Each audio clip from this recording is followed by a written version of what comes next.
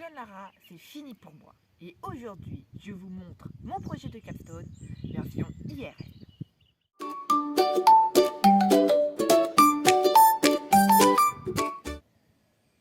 Eh bah bonjour Eris. Salut Anaka. Eh bah tu peux nous dire un petit peu qui t'es pour ceux qui savent pas encore? Alors moi c'est Eris, donc comme tu l'as dit en début de vidéo, et je suis une fraîchement diplômée.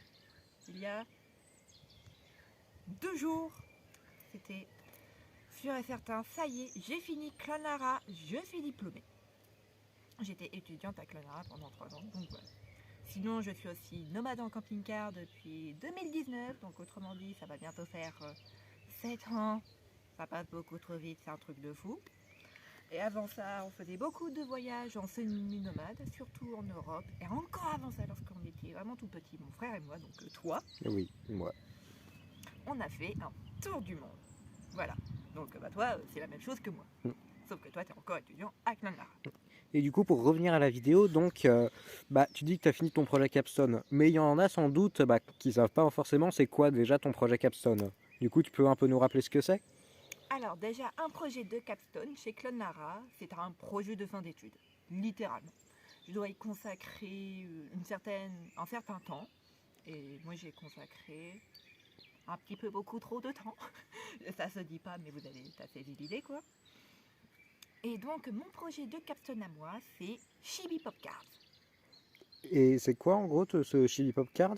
Chibi Pop Cards, en fait, ça reprend les 22 arcanes majeures du tarot que j'ai revisité avec des personnages de la pop culture. Parce que oui, et je l'assume totalement, je suis une geek.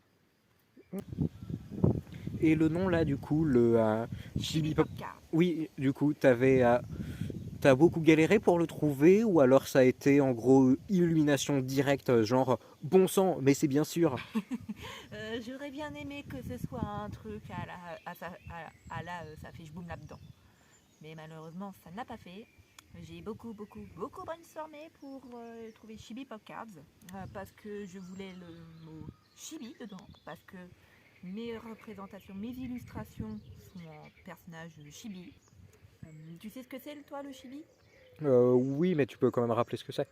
Le Chibi, c'est un style de dessin manga qui est composé d'une tête très grosse et d'un tout petit corps. Les ratios de taille, c'est une tête pour la tête, une demi-tête pour le buste et une demi-tête pour les jambes. Ça fait des personnages qui sont très kawaii, très mignons, avec des expressions faciales très exagérées. Ok. Et le pop, c'est parce que c'est la pop culture et le card, car c'est avec des cartes, c'est ça? Mais oui! Quand on y réfléchit comme ça, pourtant, c'est plutôt évident, non? Élémentaire, mon cher. Oui.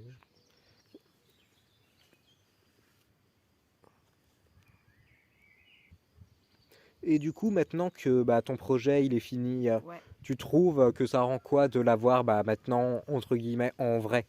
Enfin, même pas entre guillemets, juste de l'avoir en vrai. Ça fait plaisir. Et encore parce que le parcours pour l'avoir IRL, pour avoir les 22 cartes dans mes mains, ça a été un chouïa, plus qu'un chouïa, compliqué. Compliqué, comment il y a eu des erreurs à impression ou à la livraison? Alors, à la livraison, il n'y a pas eu d'erreur, mais Ah, ça a... tant mieux. Non, la livraison, c'est allé.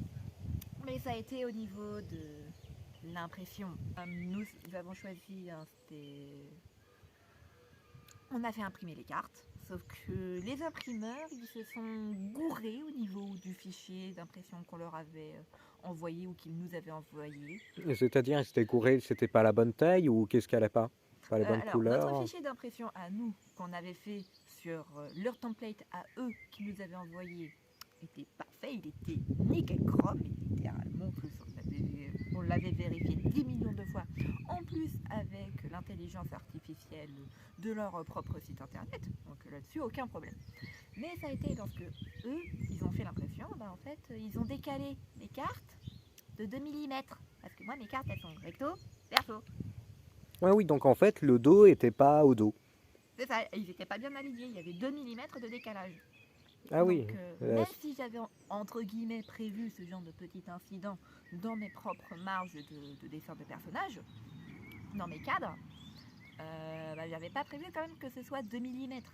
Et même si je le faisais correctement, ça aurait fait des trucs pas beaux sur les côtés. Donc c'est pour ça qu'il a fallu qu'on les fasse réimprimer 2 fois pour que ce soit correct. Ah oui, car en plus, ils se sont replantés ensuite. Oui, parce qu'en fait, on avait donc envoyé... C'est mon père notre père qui a géré tout ça. La première fois, il les appelle et tout. Bon, les mecs, ils vont faire le nécessaire pour le réimprimer correctement. Il le renvoie, on l'a 3-4 jours plus tard. Donc ça va, la livraison, ça se passe plutôt bien. En fait, nous, on avait commandé 3 semaines. On s'y était pris quand même 3 semaines à l'avance pour que ce soit assez chill, entre guillemets, parce qu'il y avait quand même un certain délai de livraison si je voulais pas non plus que ça me coûte une blinde. Parce que j'avais commandé un certain paquet. J'en ai commandé une 50aine très exactement. Donc t'en as 50, mais qui sont pas bien, ou alors ils ont demandé à récupérer? Je ne sais pas si on peut dire heureusement pour nous, j'ai pu garder les jeux qui étaient misprint. Ah oui, donc t'as une centaine de jeux qui sont pas bien imprimés. C'est ça, j'ai 100 jeux qui ne sont pas correctement imprimés. Les 50 premiers jeux, la première livraison où l'impression n'était pas bonne. Le deuxième set de 52 jeux avec la réimpression qui n'était toujours pas bonne. Et les 50 jeux est correctement imprimés cette fois-ci avec la totalité qui était bien fait, quoi. Ah, donc tant mieux, parce que sinon, jamais 203. Oui, c'est ça. Non, en plus, j'étais vraiment un petit peu en stress parce que je les ai eus le mercredi. Et le jeudi, je ne pouvais pas les avoir parce que c'était le jeudi 14, donc le jeudi de l'Ascension. Donc niveau livraison et tout, c'était impossible de les avoir. Et le vendredi, j'allais rouler presque toute la journée pour aller justement exposer mon JB Popcard en convention. Ah oui, parce qu'en plus, tu l'as exposé en convention. Et c'était comment la convention? Pas spécialement bien, j'ai l'impression. Je dirais pas que ça n'a pas été spécialement bien, la convention en elle-même, tu la connais, c'était Génération Multivers, gros cœur fureux d'ailleurs. C'était super cool, des exposants super sympas, un staff super sympa, des invités super sympas, vraiment une convention. Une bonne convention en soi. Une excellente convention, je dirais même. Mais à côté de ça, j'ai eu énormément de retours positifs sur mon JB Popcard parce que donc je l'avais exposé et tout. Il y avait des gens qui s'arrêtaient, qui regardaient, parfois qui discutaient, qui posaient des questions. Donc très sympa les échanges là-dessus. Mais j'ai fait aucune vente. Mais non, hormis le fait que je n'ai fait aucune vente, c'est pas spécialement grave. En plus, c'était ma première convention. Mon produit, il n'était pas forcément bien mis en valeur et on comprenait pas forcément trop ce que c'était, même lorsqu'on passait devant vite fait, on va dire.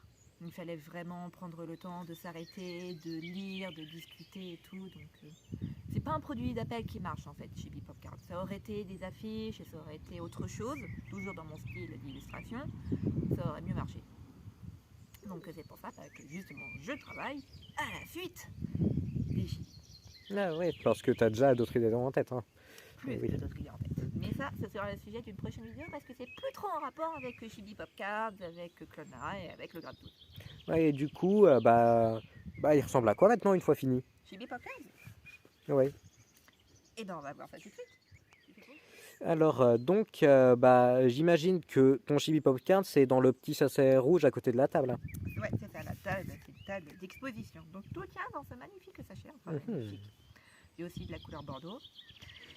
Et donc, ce que j'ai oublié de préciser, c'est que qui dit jeu de tarot, en tout cas, qui dit jeu de tarot, d'introspection, etc., dit livret, qui va avec.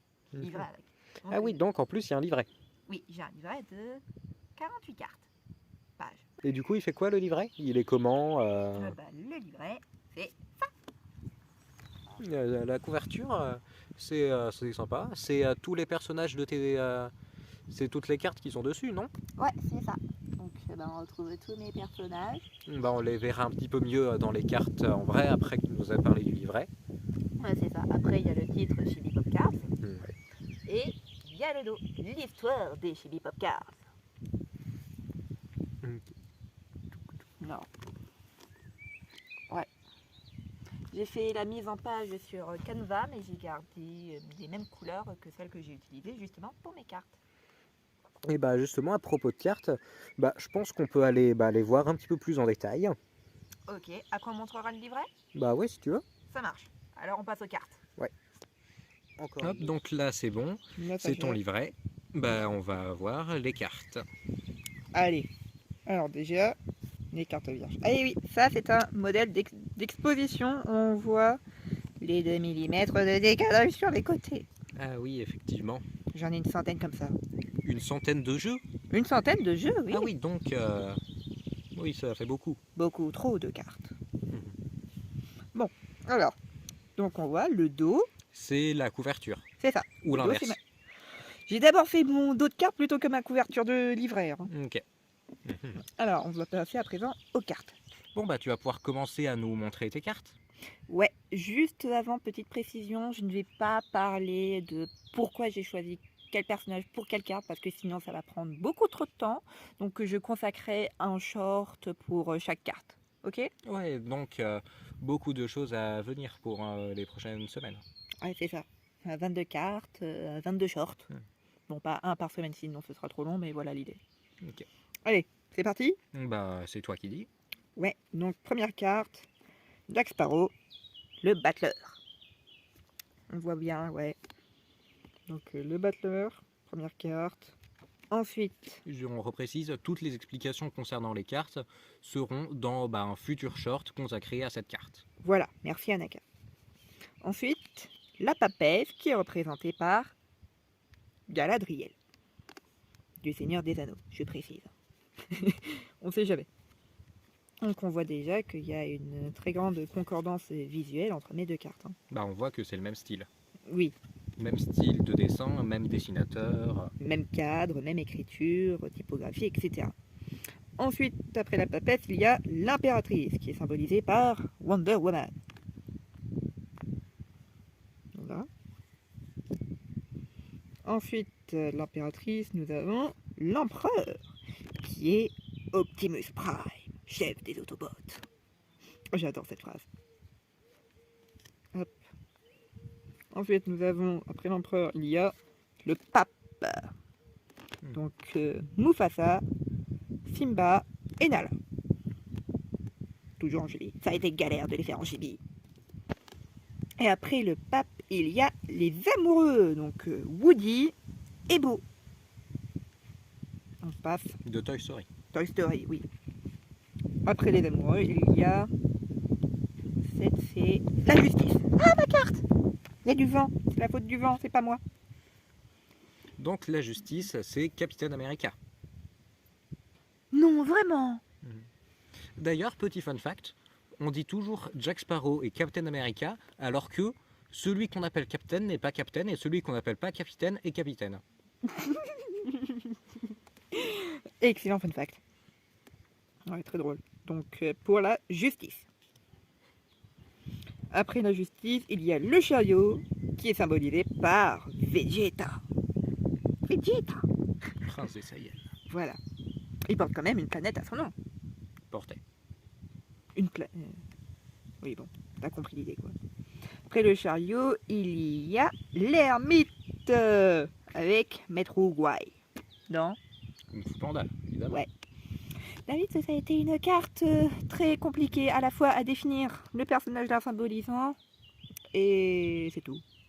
Parce que toutes les cartes n'ont pas été aussi simples à trouver. Par exemple, je pense bien certains personnages ont dû être évidents alors que d'autres moins.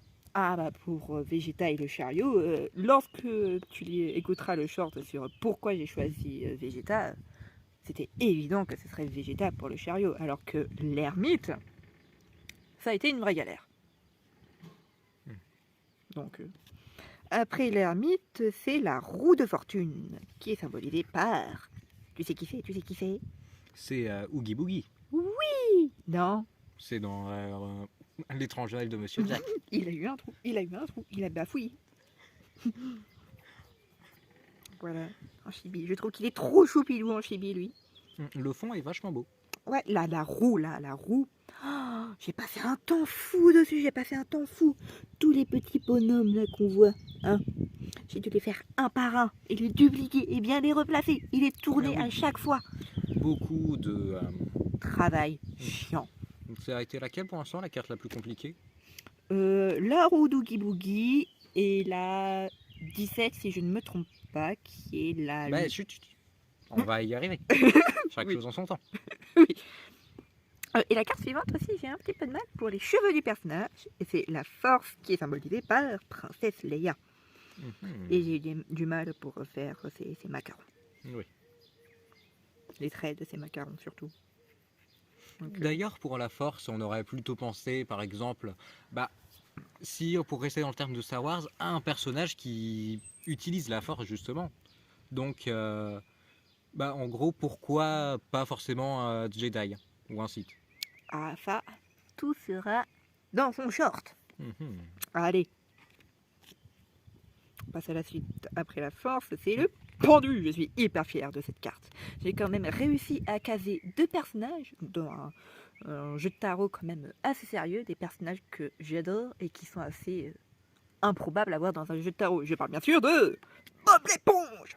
Mhm. Bob l'éponge, carré, qui est plutôt rond sur l'image. Oui, bah, il fallait que je le fasse en chibi, je te rappelle. Et étant donné que le personnage de base... C'est vrai qu'un chibi qui est censé avoir une tête énorme et un corps tout petit, étant donné que c'est juste une éponge avec des yeux, des bras, des jambes, c'est un peu compliqué. voilà, donc je l'ai fait rond, et c'est déjà bien. Qui est donc la 2e carte, le pendu. Et après le pendu, il y a la mort. Qui est donc Bellatrix Lestrange. Mhm. Oui. Vachement classe aussi.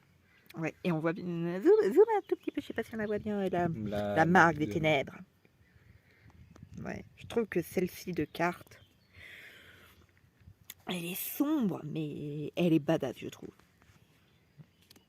Et Bellatrix a l'air toute gentillette. Je suis pas si convaincu. C'est un peu le principe de la carte qui voulait ça. Hein. Après la mort, après le numéro 13, il y a le 14, et c'est la tempérance. Ah oui, mais c'est Pikli, dis-moi ça.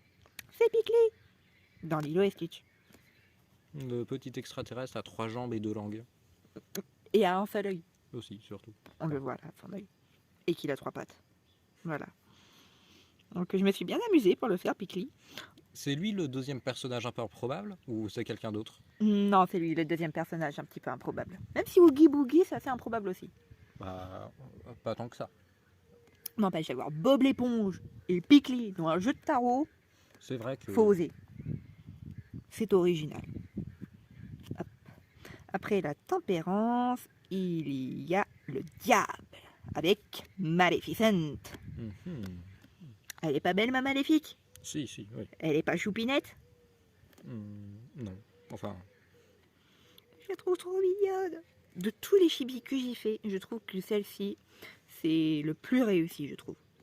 Je trouve qu'on retrouve vraiment le physique du personnage dedans. Mais bon, je vais pas en parler plus longtemps. Après le 15, c'est le 16 et c'est la tour avec Harley Quinn. Elle aussi, j'ai passé du temps. Hein.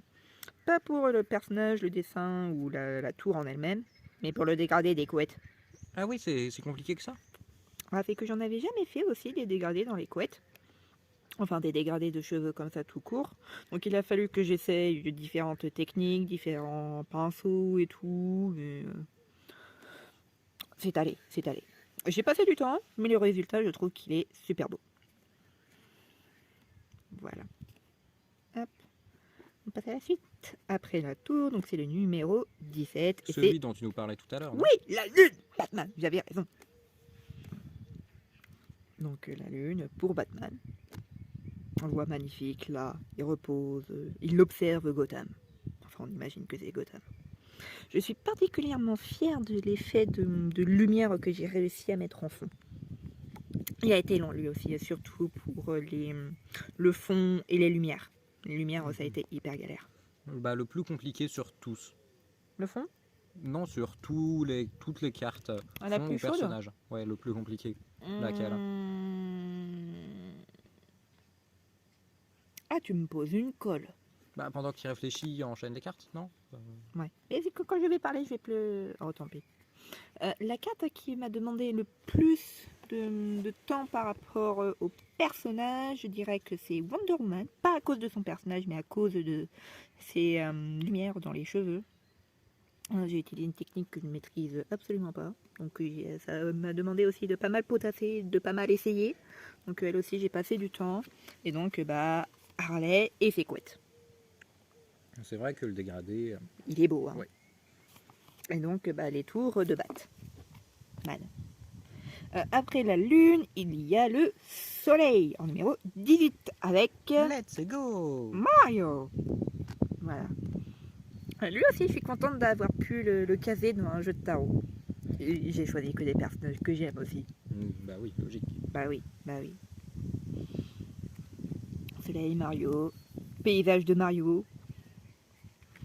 Ouais, j'en suis très fière. En chibi, je trouve qu'il rend pas mal aussi. Après, Techniquement, si on compte le nombre de pixels, le Mario dans le premier jeu Mario, et il est chibi. oui. Mais il n'a pas les codes du chibi traditionnel comme là on le voit.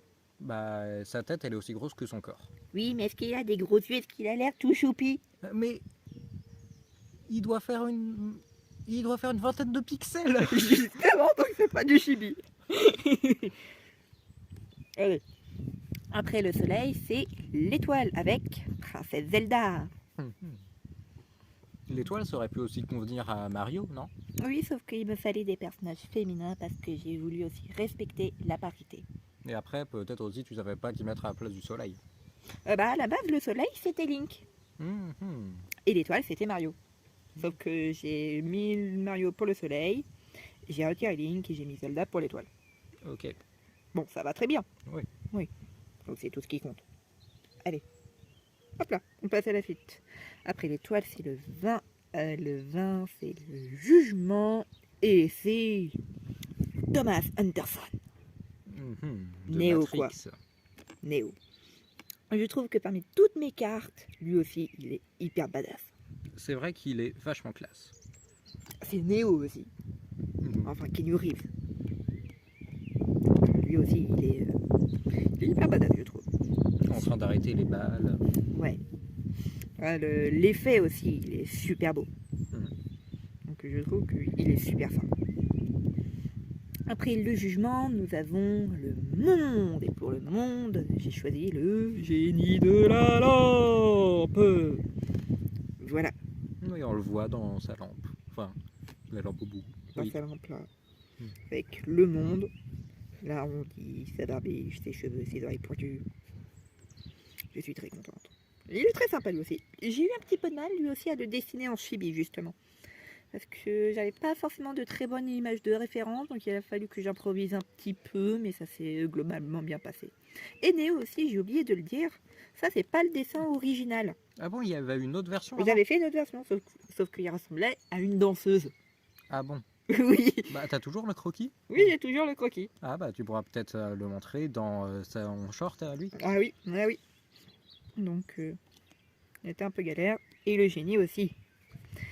Et pour finir, oui, parce que moi je mets le mat en dernier. Et je ne le mets pas en premier, je le mets en dernier. Et cette carte du mat, c'est Loki. Et oui, Loki, le dieu de la malice. Donc lui aussi, il est très choupi. Toutes mes cartes sont choupies, je trouve. Et j'ai une question à propos de Loki. Oui, Enfin, de sa carte. ouais. C'est quoi ça? Ça, Ça. ça. Ah bah c'est Loki, tu vois.